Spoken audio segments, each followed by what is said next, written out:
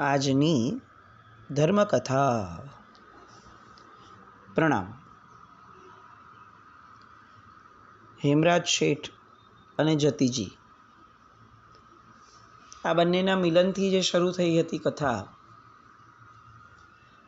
એ કથા આજે એના અંતિમ પરિણામ સુધી પહોંચવા માટે તત્પર થઈ રહી છે. ચારેકોર હેમરાજ શેઠ આવે છે, હેમુ આવે છે. એની વાતોના કારણે લોકોની અંદરમાં એક અજબ ગજબની ઉત્તેજના એ ઊભી થઈ ગઈ છે. યુદ્ધને ઉત્તેજિત કરે એવી રણભેરીઓ વાગી રહી છે. અશ્વોના થનગનાટ ભર્યા પગલાથી જાણે દિશાઓ કંપાયમાન થતી હતી.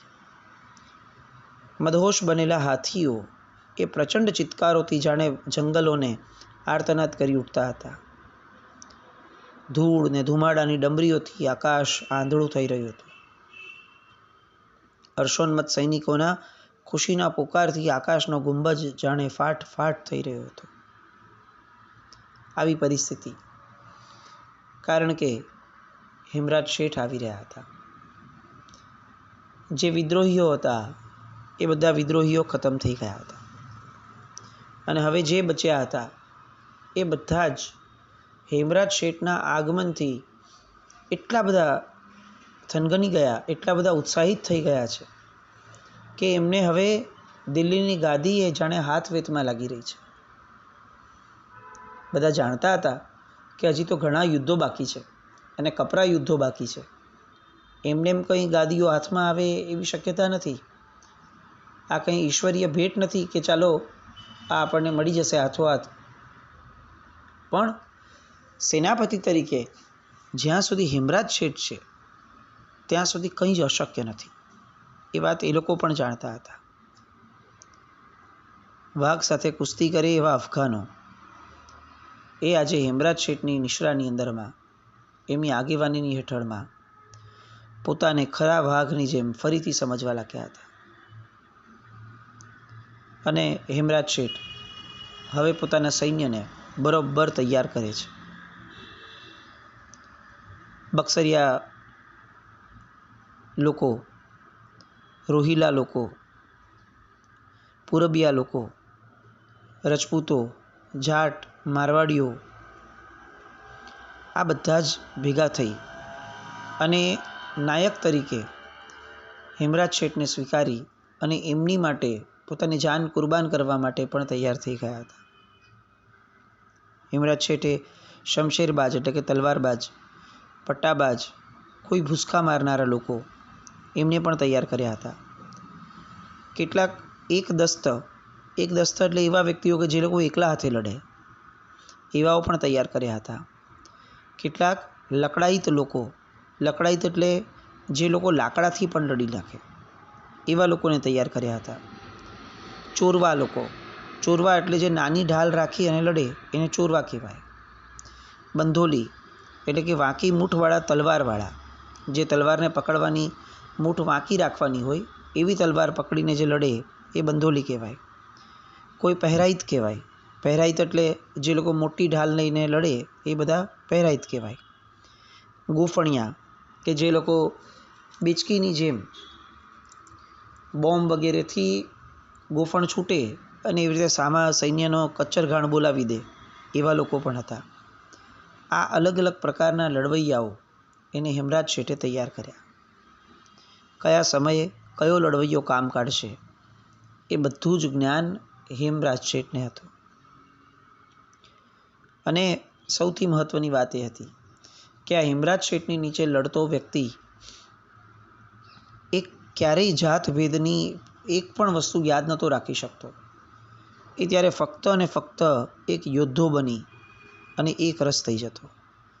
પછી આર્ય હોય, યવન હોય, રજપૂત હોય, અફઘાન હોય, કોઈ પણ હોય, પણ સેનાપતિ તરીકે, યુદ્ધપતિ તરીકે જ્યારે હેમરાજ શેઠ છે ત્યારે બધા જ યોદ્ધાઓ એ પોતાની જાતભાત ભૂલી જતા. હવે અહીંયાથી ચુનારગઢના સિંહાસન ઉપર આદિલ શાહ જે બેઠો હતો, જે પોતાની શ્રેષ્ઠતમ ગાદીઓ બધી જ ગુમાવી બેઠો હતો એ આદિલ શાહ જાહેરાત કરે છે પોતે જ કે હેમુજી આવી ગયા છે. વજીરે આઝમ અને સિપે સાલાર એવા હેમરાજ શેઠનો જય હો. આ આખો જયકારો એ જાણે ગુંજી ઉઠે છે અને હાથીના હોદ્દા પરથી ગરજારવ કરતા હોય એવા હેમરાજ શેઠ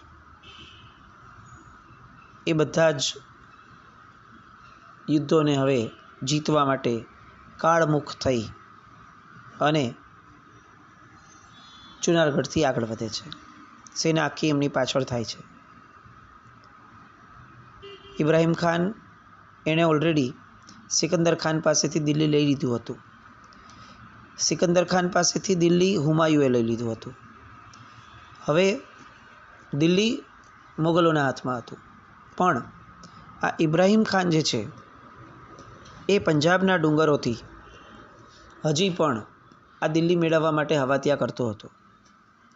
એટલે સૌથી પહેલી જે યુદ્ધની નોબત વગાડવાની હતી એ પહેલાં ઇબ્રાહિમ ખાનથી શરૂઆત કરવાની હતી. સૌથી છેલ્લો હુમલો એ દિલ્હી પર થશે એવું આ હેમરાજ શેઠના વ્યૂહરચનામાં હતું. કારણ કે જ્યાં સુધી આપણે આજુબાજુના પ્રદેશને ખૂંદી ન લઈએ, જીતી ન લઈએ, ત્યાં સુધી કેન્દ્રને ન જીતવો જોઈએ. આ વાત જે ચાણક્યએ ભૂલ કરી હતી એ ભૂલ હવે હેમરાજ શેઠ કરવા માંગતા ન હતા. એટલે આગના અવતાર બની અને જાણે પ્રલયનો પૈગંબર છે એવી રીતે હેમુજી એક રાત અને એક જ દિવસની અંદરમાં અવનવી બંદોબસ્તની યોજનાઓ કરી, વ્યવસ્થાઓ કરી. મધરાતે જ એમની સેના દ્વારા એમણે આગેકૂચ કરાવડાવી અને ચિત્તાની કુનેહથી રસ્તો કાપતા કાપતા આ સેનાએ એકાએક ઇબ્રાહિમ ખાનની સેના જ્યાં હતી ત્યાં એ સેનાને આંતરી લીધી. આ દુશ્મનની બુદ્ધિ એ વિચાર કરવા માટે પણ એને પળભર નહોતું આપ્યું કે અચાનક શું થયું. કોઈએ વિચાર્યું ન હતું કે અચાનકથી હેમુની સેના એ આ ઇબ્રાહિમ ખાનની સેનાને ક્યાંક ને ક્યાંક રસ્તામાં મળી જશે. પણ એમણે આંતર્યું અને ભૂખ્યા વરુના ટોળાની જેમ એમણે ઇબ્રાહિમ ખાનને વ્યૂહરચનાથી આંતરી લીધો. યુદ્ધ જામ્યું. ઇબ્રાહિમ ખાન તો દિલ્હીના હારની દાજ કાઢવાનો હતો. એને તો હતું કે મારા હાથમાંથી દિલ્હી ગયું છે તો કાંઈ વાંધો નહીં, અત્યારે જે મળ્યું એને હું ખતમ કરી નાખું. પણ હેમુજીના પ્રચંડ લશ્કર અને પ્રબળ લશ્કરી કોનેની સામે એ ટકી ન શક્યો. એની સેના ઘાસની જેમ કપાતી ગઈ અને ઇબ્રાહિમ ખાન મેદાન છોડી અને ભાગ્યો. પણ એને ભાગતો જોયો અને હેમરાજ શેઠે તરત બૂમ પાડી, ઇબ્રાહિમ ખાન, એને જવા ન દેશો, એને પકડી લો. સામેથી શાદી ખાને કીધું કે મહારાજ, એને જીવતો પકડવો અસંભવ છે. અને ત્યારે હેમરાજ ખાને શાદી ખાનને અટકાવ્યો કે તમે ખામોશ થઈ જાઓ. રણ મેદાનમાંથી પીઠ બતાવીને નાચતા રાજાને મારવો એ અધર્મ છે, હું એનો માર્ગ કાઢું છું. એમ કહી પોતે હાથી ઉપર બેઠા હતા, હવા નામના, અને વીજળી વગે એમણે પોતાના મોટા ધનુષ્ય ઉપર તીર ચડાવ્યું, કાન સુધી પણજ ખેંચી, ટંકાર કર્યો અને હવાની સાથે અદૃશ્ય થયેલું એ તીર એ તરત ઇબ્રાહિમ ખાનના પગ ઉપર સીધું લાગ્યું અને તીરનું ફણું એ વિષ પાયેલું હતું. એટલે ઇબ્રાહિમ ખાન નીચે પડ્યો, આગળ દોડી ન શક્યો ઈજાના કારણે. અને આખી સેના આ પોતાના નાયકની આ બહાદુરી એની ઉપર આફરીન પોકારી ગઈ. જોતજોતામાં ઇબ્રાહિમ ખાનના હાથમાં અને પગમાં લોઢાની જંજીરો જકડાઈ ગઈ. બહુ પ્રેમથી હેમરાજ શેઠ હુકમ કરે છે કે પૂરતા બંદોબસ્ત સાથે, માન સન્માન સાથે, એન ચેન સાથે શાહી કેદી તરીકે ઇબ્રાહિમ ખાનને પકડીને રાખજો. અને ઇબ્રાહિમ ખાન બિયાનાના કિલ્લાની અંદરમાં જીવતો દફનાવવા માટે જાણે જતો હોય એ રીતે પોતે ત્યાં ગયો. આમને આમ એ ઇબ્રાહિમ ખાન પકડાયો. એ પછીથી સુબેદારમાંથી સ્વયં સુલતાન બની ગયેલો એવો એ બંગાળનો મોહમ્મદ શાહ સૂર. હવે એનો વારો આવ્યો. આ મોહમ્મદ શાહ સૂરને ચાનક ચડી. એટલે જ્યાં ચુનારગઢથી આ લોકો નીકળ્યા અને ઇબ્રાહિમ ખાનની સાથે યુદ્ધ કરતા હતા ત્યાં પહેલાં મહમ્મદ સૂરે ચુનારગઢ ઉપર હુમલો કર્યો. સેનાને પાછું ફરવાનું હતું. સેના પાછી ફરી. લોહીના કિચડમાંથી જાણે વંટોળિયાની જેમ આખી સેનાને પાછી ફરવાની હતી. પણ હેમરાજ શેઠ હવે છે ને કાળ બનીને વ્યાપ્યા હતા. એમની માટે ક્યાંય કોઈ જાતની હવે કોઈ વસ્તુઓ અશક્ય નથી રહી. એટલે હાથીઓના કોલાહલથી, ઘોડાઓના દાબડાથી, તોપ તલવાર ને તીરોની વર્ષાથી એ દિશાઓ હવે ઊંધી ચુનારગઢની દિશાઓ એ ગરજારો કરવા લાગી. ખબર પડી કે હેમરાજ શેઠ આવે છે એટલે કિલ્લાના દ્વાર બંધ કરી દીધા. આ બાજુ ચુનારગઢના જે સૈન્ય હતું ચુનારગઢનું, એ એમના એકચ્યુઅલ રાજા આદિલ શાહ એની નિર્માર્યતાથી કંટાળેલા હતા. એમને તો શત્રુને પાણી બતાવવું હતું, પણ મૂળમાં એમના રાજા જ નિર્માલ્ય નીકળ્યા હતા. એટલે એ શાંતિથી બેઠા હતા. અને એવામાં આકાશમાં ધૂળની જબ્બર ડમરી ચડી અને જોરથી પડકારા સાંભળવા લાગ્યા. ઓ હેમુ આવ્યો રે, હેમુ આવ્યો રે. અને બંગાળની સેનામાં એ વાત પ્રસરી, માર્યા મારા બાપ, હેમુ આવ્યો છે. અને ફક્ત આ જાહેરાતના કારણે બંગાળના સુલતાનની જે ગણતરી હતી એ ઊંધી પડી. એટલા જલ્દી હેમરાજ શેઠ પાછા આવ્યા કે જે ક્યારેય બંગાળના શાહે કલ્પ્યું પણ ન હતું. એના સિપાહીઓ ના હિંમત બન્યા અને મોહમ્મદ શાહ સૂર સૌને પાનું ચડાવતો હતો, પણ અંતે સેના નાયક તરીકે એના સૈન્યને એ સાચવી ન શક્યો. મહારાજા હેમુજીએ પણ ગંભીર પળ પારખી. દરવાજો તોડવા માટેની જ્યાં વાત ચાલતી હતી નગરનો, ત્યાં અચાનક જ પોતાના હવા નામના હાથીને એમણે 2 તલવારો આપી. બીજા બધા જે હાથીઓ હતા એ હાથીઓને એક સાથે અર્ધચક્રાકાર વ્યૂહરચનાની અંદરમાં એમણે ભેગા કર્યા.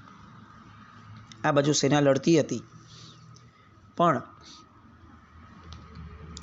હાથીઓ સાથે એક અલગ વ્યૂહરચના સાથે હેમરાજ શેઠ એ કિલ્લાના દરવાજા બાજુ ગયા. બધા જ હાથીઓ એક સાથે એ દરવાજા ઉપર જોર લગાવે છે, રસ્તામાં આવતા સૈનિકોને ખતમ કરે છે. અને ધાણી ફૂટે એવી રીતે બંદૂકો ફૂટતી ગઈ અને અંતે દરવાજો ખુલ્યો અને બંગાળનો સુલતાન એ હેમરાજ શેઠના નિશાના પર આવ્યો. એનું માથું વિંધાઈ ગયું અને ફરીથી એ ચુનારગઢ એ અફઘાન સેનાના હાથમાં આવ્યું. બસ હવે ફક્ત આગ્રા અને દિલ્હી આ 2 બાકી હતા. અને એ બંને માટેની તૈયારીઓ જ્યારે અહીંયા ચુનારગઢમાં બેઠા બેઠા આ કરતા હતા, ત્યાં અચાનક જ એક સમાચાર આવે છે કે હુમાયુ એ મૃત્યુ પામ્યો છે. આશ્ચર્ય થાય છે. એટલે પૂછે છે શાદી ખાનને, હેમુજી, કે કઈ રીતે એ મૃત્યુ પામ્યો? અને ત્યારે એમ કહે છે કે સાતમના દિવસે બાદશાહ હુમાયુ દિલ્હીમાં દૌલતખાના પાસેની મસ્જિદમાં અગાસીમાં બેઠો હતો, કિતાબ પડતો હતો. અને એ સમયે નમાઝ પડવા માટે દાદરા ઉપર ઉતરતો હતો એ અઝાન આદર દેવા માટે. ત્યારે એ દાદરા ઉપર જ અચાનક બેસી ગયો અને અઝાન પૂરી થઈને નીચે ઉતરવા ગયો. ત્યાં હાથની લાકડીનો છેડો એના શરીરના વસ્ત્રમાં ભરાયો. શરીરના ભારથી પગ ખસ્યો. એ દાદરા પથ્થરના હતા એટલે કાનની નીચેના ભાગમાં દાદરાનો ખૂણો વાગ્યો, લોહીના ટીપા નીકળ્યા, એ બેશુદ્ધ થયો અને ત્યાં ને ત્યાં એ મૃત્યુ પામ્યો. હુમાયુનું આ મૃત્યુ એ બહુ વિચિત્ર નીકળ્યું. તારતીબેગ એનો સેનાપતિ હતો.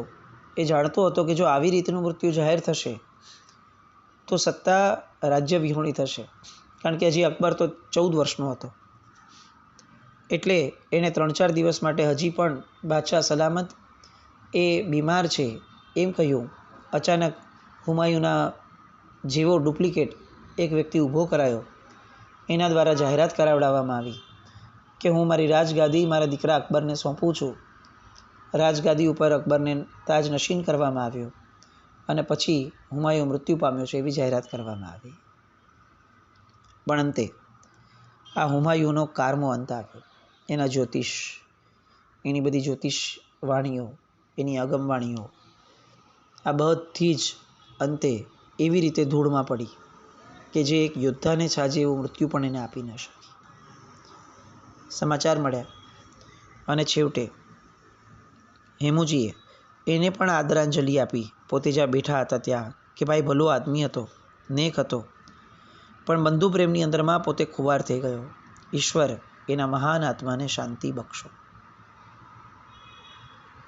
આ એક યોદ્ધાને છાજે ને એવી આ પ્રકૃતિ છે. આપણે ત્યાં યુદ્ધ પણ પર્યાયથી કરવાના હતા. યુદ્ધના કારણો એ યુદ્ધ સુધી બરાબર સીમિત હતા, પણ યોદ્ધાની સાથે વેર કરવું એ આપણે ત્યાં જરા પણ આપણે ત્યાં એક્સેપ્ટેડ ન હતું. એક શ્રાવક તરીકે આ હેમરાજ શેઠ જેટલું શીખ્યા હતા એટલું આપણે કદાચ ઘરમાં રહીને પણ શીખી શકીએ ને, દેરાસરમાં રહીને પણ શીખી શકીએ ને તોય ઘણું લાગે. એમણે તલવારો લઈને સામે લડનાર વ્યક્તિ સાથે ક્યારેય વેર ઊભું નહોતું કર્યું. અને આપણી પરિસ્થિતિ આજે આ છે કે ઘરમાં જેમની સાથે રહીએ છીએ, સંઘમાં જેમની ભેગા રહીએ છીએ, આપણે એમની માટે પણ કોઈક પર્યાયના કારણે ક્યાંક કોઈ નબળું નિમિત્ત મળ્યું હોય તો નબળા નિમિત્તને દૂર કરવાના જગ્યાએ આપણે સીધું એની સાથેનું વૈમનસ્ય ઊભું કરી દઈએ છીએ. યુદ્ધના મેદાનમાં પણ જે વ્યક્તિઓએ એકબીજાને યુદ્ધના પર્યાય સિવાયની સ્થિતિની અંદરમાં માન આપ્યું હતું, એવા શ્રાવકોના વંશજો એવા આપણે. આજે કોઈ યુદ્ધ જ્યાં નથી, કદાચ અનુષ્ઠાનો, ધાર્મિકતા જ્યાં પ્રસરી રહી છે, એવા સ્થાનોમાં પણ આપણે આપણા વૈમનસ્યને ભૂલી નથી શકતા. કઈ રીતે આપણે આ ધર્મને અત્યાર સુધી સમજ્યો છે કે સેવ્યો છે એ બહુ મોટો પ્રશ્ન છે. આપણે ત્યાં જેમ વ્યક્તિ પૂજા નથી એમ વ્યક્તિ દ્વેષ પણ નથી. કોઈ વ્યક્તિની એટલી બધી પૂજા ન કરાય કે ખોટો હોય તો પણ ચલાવી લેવાય. એ વાત જેટલી સાચી છે એટલી જ સાચી એ વાત પણ છે. કોઈ વ્યક્તિના એક કાર્યને એટલું બધું નબળું ન બનાવી દેવાય, એટલું બધું એની સાથે વેર ઊભું ન કરાય કે કાર્યની જગ્યાએ એ વ્યક્તિ સાથે આપણને વેર થઈ જાય. આ પાતળી ભેદરેખા એ હેમરાજ શેઠને ખ્યાલ હતો એનો, એમને સમજણમાં હતી અને એ પર્યાયવાદી જીવ હતા. અને એટલે હુમાયુ મર્યો તેમ છતાં પોતે દુશ્મન છે, હજી હુમાયુ સાથે લડવાની તૈયારીઓ ચાલી રહી છે, અને તેમ છતાં પૂર્ણ પોતાની અંદરની જાગૃતિ સાથે હુમાયુને પણ શ્રદ્ધાંજલિ આપે છે. અને શ્રદ્ધાંજલિ આપ્યા પછીથી એ જ મુગલો સામે લડવા માટેની પોતાની બધી જ તૈયારીઓને ન્યાય આપવા માટે પણ એ માનસિક રીતે સક્ષમ હતા. આટલી બધી પર્યાયની સ્પષ્ટતા સાથે આપણા શ્રાવકો એ આ યુદ્ધો લડ્યા છે. હવે અહીંયાથી આગળ વધવાનું હતું. આગળ વધતા પહેલાં આખું સૈન્ય ભેગું થાય છે. બધાને ખબર છે કે હવે આવતીકાલે સવારે આગ્રા અને દિલ્હી આપણે જઈ અને યુદ્ધ જીતવાનું છે. પણ આજે રાત્રે બધા ભેગા થાય છે અને રાત્રે ભેગા થઈ અને હેમરાજ શેઠ પાસે શાદી ખાન લીડ લઈને આવે છે અને કહે છે કે સાહેબ, સૈન્યની અંદરમાં એક બહુ જ મોટી વાત ચર્ચાએ ચડી છે. આખા નગરમાં ચૌરેને ચોટે આ વાત ચાલી છે. પૂછ્યું કે એવું તો શું છે? અને કહે છે કે જો પેલો આદિલ શાહ એ અમારો નાયક બનવાનો હોય તો અમારે યુદ્ધ લડવું જ નથી. આ યુદ્ધ તો જ લડવાશે જો અમારા નાયક તરીકે એક એવો વ્યક્તિ બેઠો હોય કે જે વ્યક્તિ એ અમારા સત્વને, અમારી હિંમતને, અમારા પરાક્રમને ન્યાય આપી શકે. અને બહુ સ્પષ્ટતા સાથે વાત કરે છે કે સાહેબ, લઈ લો સિંહાસન, જોઈ લો કે એક પણ અફઘાનનો બચ્ચો આપના શબ્દની પાછળ જાન નોછાવર કરવા માટે તૈયાર છે કે નહીં. મરહુમ શાહ શેરશાહનું સ્વપ્ન પૂરું પાડનાર આજે બીજો કોઈ માડી જાયો અમારી નજરે પડતો નથી. બસ એ આપ જ છો. હેમરાજ શેઠ ના પાડે છે કે એવું કેમ કરવું મારે? જ્યાં સુધી આદિલ શાહ જીવતો છે, આદિલ શાહ પોતાની મેળે બોલતો નથી, ત્યાં સુધી હું કંઈ એની માટે રાજગાદી માટે યુદ્ધ કરવા નથી આવ્યો. અને ત્યારે આદિલ શાહ સ્વયં હાજર થાય છે અને પોતાની જાત એ જેવી છે એવી એની સામે રજૂ કરે છે કે મારી યોગ્યતા બહુ તો ચુનારગઢ સંભાળવા જેટલી માંડ છે. દિલ્હીના તખ્તને ન્યાય આપી શકું એવું પરાક્રમ તો મારામાં પણ નથી. અને હજી દિલ્હીનો તખ્ત હાથમાં ન આવે એ પહેલાં જ જાણે આ હિમરાજ શેઠ એ વિક્રમાદિત્ય હેમુ તરીકે જાણે સ્થાપિત થઈ જતા હોય એવી રીતે આખી સેનાએ એમનો જય જયકાર કર્યો. વિક્રમાદિત્ય હેમુનો જય હો, વિક્રમાદિત્ય હેમુને જય હો. આ આખી વાતો લોકોની અંદરમાં ફેલાવા લાગી. વાતો દિલ્હી સુધી પણ પહોંચવા આવી અને હવે મોટા લશ્કર સાથે મેરઠ પહોંચવાની તૈયારી અને અંતિમ યુદ્ધ જે છે એને કઈ રીતે ન્યાય અપાય છે અને એ પછીથી આ દિલ્હી કઈ રીતે સર થયું અને વિક્રમાદિત્ય કઈ રીતે બન્યા, એની બધી વાતો માટે આવતીકાલે ફરીથી મળીએ. જીન આજ્ઞામૃત કંઈ પણ બોલાવ્યું તો મિચ્છામિ દુક્કડમ. જૈનમ જય